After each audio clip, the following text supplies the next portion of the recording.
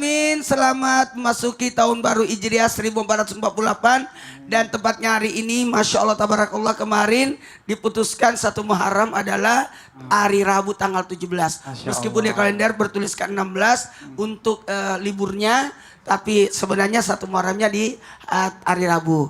Berarti hari ini sudah masuk hari Tasu'a. Besok Asyura. Pas banget tuh. Asyura besok hari Jumat. Puasa deh. Tapi kalau ada yang beranggapan baru meyakini hari ini 10 Muharram, enggak apa-apa, bagus kan memang dipuasakan Tasu'a dan Asyura. Jadi tidak ada masalah. Baik. Nah, sebaiknya di hari Asyura itu dalam riwayat jadi risalahnya, kisahnya bahwa kita diperintahkan untuk sebagaimana Allah menurunkan Nabi Adam di 10 Muharram, Nabi Nuh sandar perahunya, Nabi Ibrahim terlepas dari api Namrud, Nabi Musa lepas dari kejaran Fir'aun, Nabi Yunus keluar dari perut ikan, Nabi Ayub sembuh dari sakitnya, Nabi Yakub butanya, kemudian Nabi Daud terlepas dari fitnah dan diampuni dosanya, kemudian Nabi Sulaiman diangkat jadi raja. Maka hari 10 Muharram sangat bagus untuk apa? Untuk apa? Berbagi, sedekah tubuh, mandi, pagi-pagi belanja ya. Ya. Untuk keluarga dan jangan marah 10 Muharram.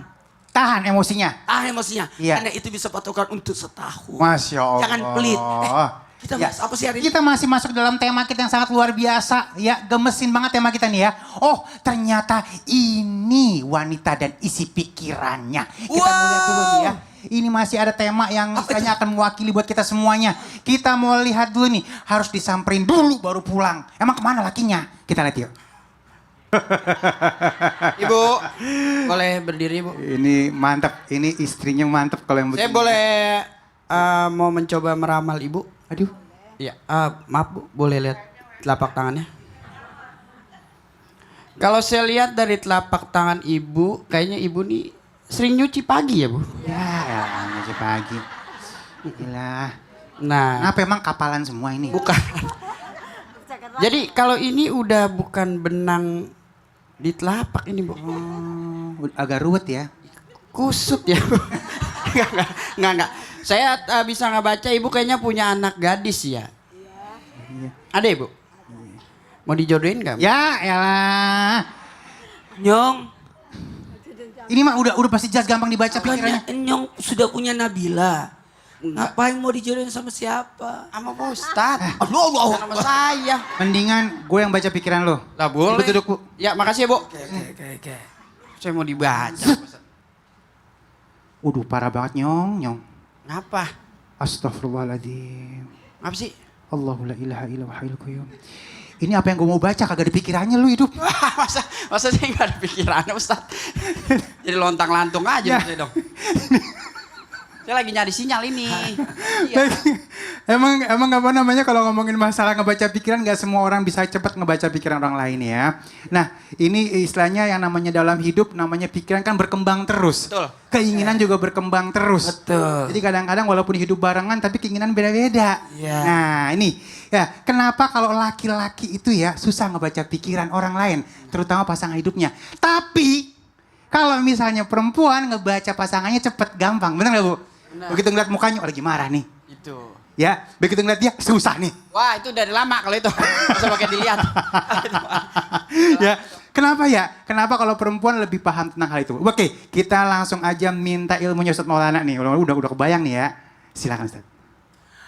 Baik, tepuk tangan untuk tema kita ini luar biasa. Makasih banyak tim Islam Ibadah mengangkat tema ini karena banyaknya pertengkaran rumah tangga karena susahnya menerka atas isi pikiran wanita.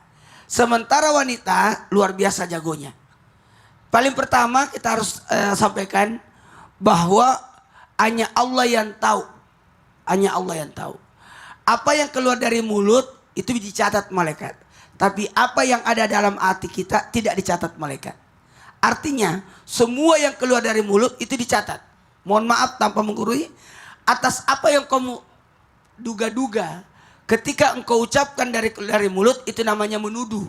Tapi kalau masih dalam hati masih curiga. Jadi aman.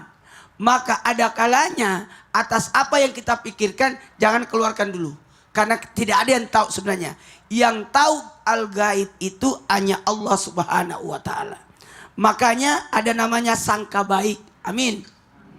Kita harus berbaik sangka. Itu yang pertama. Yang kedua, mohon maaf. Cara pandang laki-laki dan perempuan tidak sama. Kenapa wanita itu cepat peka? Tahu isi hati. Kelihatannya jago banget. Mikirin dan sebagainya. Kalau nonton film yang paling cepat nangis laki-laki atau perempuan? Perempuan. Iya, perempuan. Iya. Laki-laki mah enggak nangis. Baal.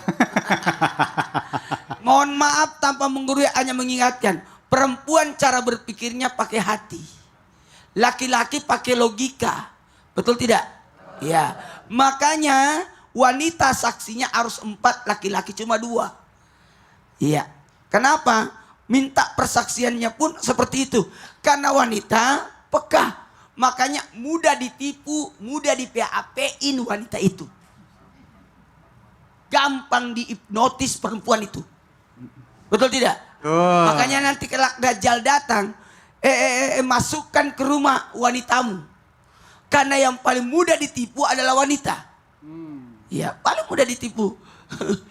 Ada diskon aja, cepet dia. Selesai itu. Padahal barang itu di mark up dulu harganya, baru didiskon. Besok diskon lagi. Iya. Jamaah. Yang ketiga, kurangnya komunikasi. Mohon maaf, kurangnya komunikasi. Maka Allah bisa karena biasa. Keseringan maka dia tahu. Kenapa? Mohon maaf, tidak ada yang tahu. Tapi karena kebiasaan yang senantiasa bersama, kok mirip ya cara makannya? Kok mirip ya cara ngomongnya? Kok mirip ya? Diserupakan karena kebiasaan. Mohon maaf, dan yang berikutnya, mohon maaf ini harus disampaikan kepada kita semua. Mudah-mudahan jadi pembelajaran bahwa yang namanya pertengkaran itu ada hikmahnya. Kenapa ada apalagi bumbu-bumbu pertengkaran rumah tangga? Untuk mengetahui isi hati pasangan.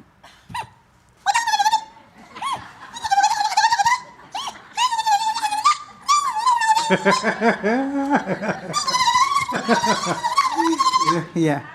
Ada yang tahu artinya, Bu? Ada ya, paham ya? Jadi, isi hati wanita tergambar ketika dia marah. Manusia itu mau tahu aslinya. Mau tahu aslinya Oh. ketika dia marah.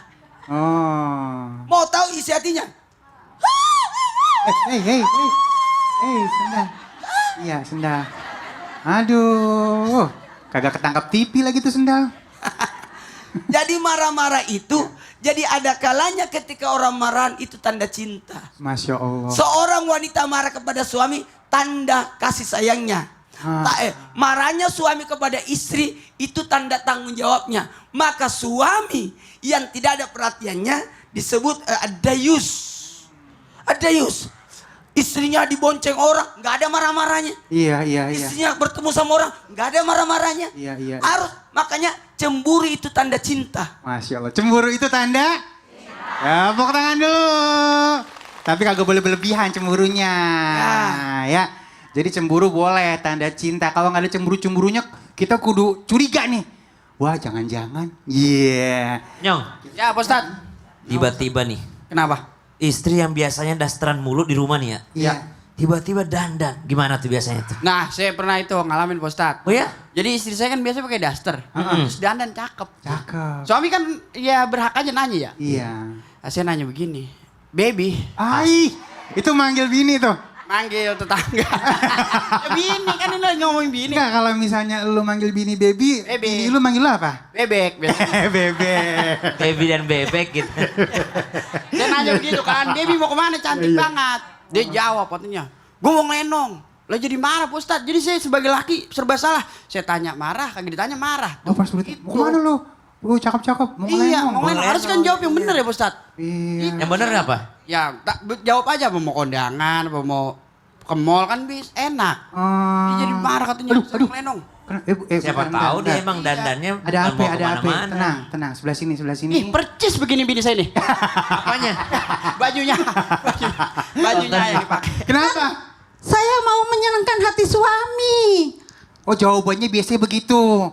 Kalau misalnya dandan, udah alis dilurus-lurusin, bibir dimenor-menorin. Iya, biar lebih disayang. Iya. Biar dia lebih sayang sama saya, biar uang belanja juga lebih banyak lagi. Ya, ibu sebelah sini nanti masuk TV-nya sebelah doang. Kagak kelihatan. Kameranya di situ. Ada lagunya. Udah bibir di menor-menorin ya. Udah. Totonya kagak paham juga lakinya. Iya, sering begitu, Bu? Iya, malah pernah Ustadz. Iya. Saya sudah berjandan, sudah rapi, sudah mandi, Iya. sudah pakai sabun, Iya, terus? sampai habis 1 batang, sudah pakai lipstik Iya. 1 senti, 1 senti. sudah pakai Ibu masih pakai sabun batangan. sabun gift. Iya. Maksudnya? Ya, memberi ya. Pemberian. Pemberian, Emang sering pemberian. nge-lab, sering kasih gift. Iya, Tapi nggak Oh, diperhatiin lagi live juga.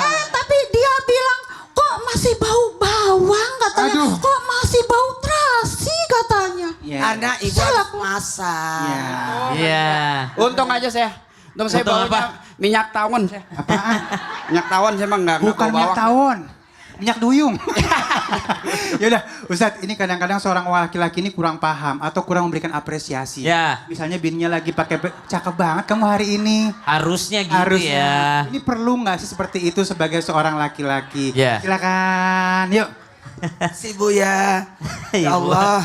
Makasih Nyong, kasih Bang Ali, tapi guru kami Ustaz Maulana, para alim ulama, para jamaah yang melakukan Allah Subhanahu wa taala. Seberapa penting, bukan lagi sebenarnya penting gak sih, tapi seberapa penting suami memberikan apresiasi kata-kata manis kepada istri di rumah. Yang pertama sangat penting. Sangat apa, Bu? Penting. Dalam rumah tangga ada istilahnya mula'abah. Apa mula'abah itu? Dunia itu memang la'ibun. La'ibun artinya senda gurau, permainan. Dan subhanallah, salah satu permainan yang diizinkan oleh Allah Subhanahu wa taala, bahkan tidak dikategorikan buang-buang waktu permainan ini, adalah ketika seorang suami bermain-main dengan istrinya, seorang istri bermain-main dengan suaminya. Subhanallah. Karena di zaman sekarang ini, bahkan di zaman sahabat Nabi SAW, banyak yang menganggap sesuatu yang ada di luar rumah jauh lebih penting dibandingkan yang ada di dalam rumah. Dia pikir di luar rumah bisa bercanda, di luar rumah bisa bersenda gurau. Padahal senda gurau yang tidak membuang-buang waktu menurut Nabi SAW itu adalah senda gurau seorang suami terhadap istrinya. Namanya mula'abah. Senda gurau di luar sana bisa jadi dianggap buang-buang waktu sama Allah. Daripada kamu senda gurau sama temanmu, lebih baik kamu zikrullah. Itu bisa jadi. Tapi kalau senda gurau sama istri dalam rangka menyenangkan hati istri, dalam rangka membahagiakan pasangan, itu adalah senda gurau yang disenangi oleh Allah Subhanahu wa taala, disenangi oleh baginda Nabi sallallahu alaihi wasallam. Bahkan jikalau bohong itu dilarang, tapi ketika senda gurau sama istri lalu ada subhanallah kalimah-kalimah yang ternyata tidak sesuai dengan kenyataan, seperti tadi ibu, bau bawang kah? Atau apakah itu? Lalu suaminya mengatakan, enggak kok, ini bukan bau kamu, ini bau bawang memang, tapi ini kayaknya dari dapur, bukan dari kamu. Padahal sebenarnya dari istrinya itu baunya. Subhanallah. Maka dalam rangka menyenangkan hati istri, itu tidak berdosa di mata Allah Subhanahu wa taala. Jadi sangat penting memberikan apresiasi. Yang kedua, seberapa penting lagi? Karena mengikuti Nabi SAW. Khairukum li ahli wa ana khairukum li ahli. As-salah wa ma malakat aimanukum. Perhatikan salatmu. Nih salat ini penting atau tidak, Bu? Penting. Tapi setelah perintah perhatikan salatmu, kata Nabi, wa ma malakat aimanukum, atau kama qala Nabi SAW, dan perhatikan siapa yang menjadi tanggunganmu. Siapa yang menjadi tanggungan seorang laki-laki kalau sudah menikah? Istrinya. Siapa yang menjadi tanggungan seorang laki-laki ketika sudah punya anak? Anaknya. Siapa yang menjadi tanggungannya ketika di rumahnya ada yang kerja? Maka itu semua tanggungan kita, dan yang paling kita tanggung adalah istri. Qu anfusakum wa ahlikum nara. Jaga diri kalian dan dan keluarga kalian dari api neraka. Berarti sepenting itu memberikan apresiasi. Yang ketiga, sepenting apa sih seorang suami memberikan kata-kata manis kepada istrinya di rumah? Maka dikatakan ketika engkau la yu'minu ahadukum, tidak sempurna iman seseorang hatta yuhibba li akhihi ma yuhibbul nafsi. Belum sempurna iman seseorang, kata Nabi SAW, kama qala Nabi SAW, sampai dia mencintai orang lain sebagaimana ia mencintai dirinya sendiri. Ibu, kalau ibu dipuji-puji sama suami, ibu tahu nggak kalau suami itu bohong? Sebenarnya pujiannya itu bohong. Sebenarnya ibu tahu nggak, kira-kira aku tanya nih ya, ibu, kalau suami lagi muji-muji ibu, cantik banget hari ini segala macam, ibu kira-kira itu bohong atau benar? Bohong. Bohong. Waduh. Tapi ibu seneng apa enggak? Senang. Ya ampun. Jadi walaupun tahu itu bohong, tetap yang masuk ke hati bahagianya. Iya, benar. Maka subhanallah, kalaupun ibu tahu itu bohong, dia ngejeknya. Ini sebenarnya dia cinta sama saya, cuma dia mulutnya aja suka ngejek-ngejek saya. Tapi ejekan itu tetap masuk ke hati sehingga menyakiti hati. Maka subhanallah, the power of words. Itu ada daripada kekuatan daripada kata-kata. Itu dicontohkan oleh Al-Quran. Lihat bagaimana Al-Quran itu bukan hanya indah dari segi isinya, tapi Allah mencontohkan kata-kata dalam Al-Quran sangat indah. Dari kata-katanya pun sudah indah. Nabi begitu. Nabi adalah khairul kalam ma qalla wa dalla. Sebaik-baik perkataan adalah singkat tapi banyak maknanya. Masya Allah. Subhanallah, dibandingkan panjang tapi tidak ada isinya, itu Nabi paling pandai ketika Nabi memuji, itu Nabi SAW membahagiakan para istrinya. Teman-teman di rumah, udah ngucapin sayang belum sama pasangannya? Coba bilang deh, I cinta pada you. Asik ya, I cinta pada you ya. Kadang-kadang udah lupa ngomong gitu ya. Dengan kalimat cinta aja jadi sesuatu yang luar biasa. Oke. Baik, terima kasih Ustaz. Tepuk tangan dulu yuk. Ya, ini kekuatan kata-kata itu penting. Jadi seorang laki-laki kudu paham, kudu bisa menyampaikan kata-kata. Biar kata itu bohong, tapi tetap enak di hati. Baik, kita akan bahas lebih lanjut lagi. Jangan kemana-mana, tetap bersama kami di Islam Itu Indah. Jamaah, alhamdulillah.